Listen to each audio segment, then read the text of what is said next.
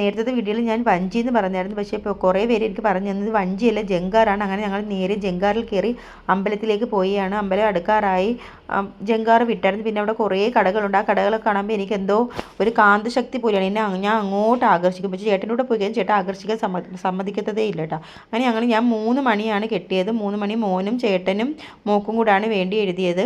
അങ്ങനെ 3 മണി നമ്മൾ 7 വലത്ത് വെച്ചാണ് മണി കെട്ടേണ്ടത്. അങ്ങനെ മണിയൊക്കെ കെട്ടി. ലക്ഷ്മിയെ മണി കെട്ടിയായിരുന്നു. നമ്മളൊരു ആഗ്രഹം മനസ്സിൽ വിചാരിച്ചിട്ടാണ് നമ്മൾ ആ മണി കെട്ടേണ്ടത്. അത് കഴിഞ്ഞ് അവിടെ കഞ്ഞിയും പയറും ഉണ്ടായിരുന്നു. ഞാൻ ആദ്യമായിട്ടാണ് അവിടെ നിന്ന് കഞ്ഞിയും പയറും കഴിക്കുന്നത്. പക്ഷേ കൊള്ളായിരുന്നു. ആ സമയത്താണ് ജോജിച്ചേച്ചി വിളിച്ചത്. ജോജിച്ചേച്ചിക്ക് വരാത്തത് നല്ല പരിഭവം ഉണ്ടായിരുന്നു. പിന്നെ പുള്ളിക്കാരി അത് പോട്ടെന്ന് വെച്ച് പിന്നെ ഞാൻ ഒരു ഉപ്പ് ഭരണി മേടിച്ചായിരുന്നു. പിന്നെ എല്ലാ കടകളിലും കയറി എല്ലാത്തിൻ്റെയും വില ചോദിച്ചു. പൈസ ഇല്ലാത്തതുകൊണ്ട് ഞങ്ങൾ എല്ലാത്തിൻ്റെയും വില മാത്രമേ ചോദിച്ചോളൂ.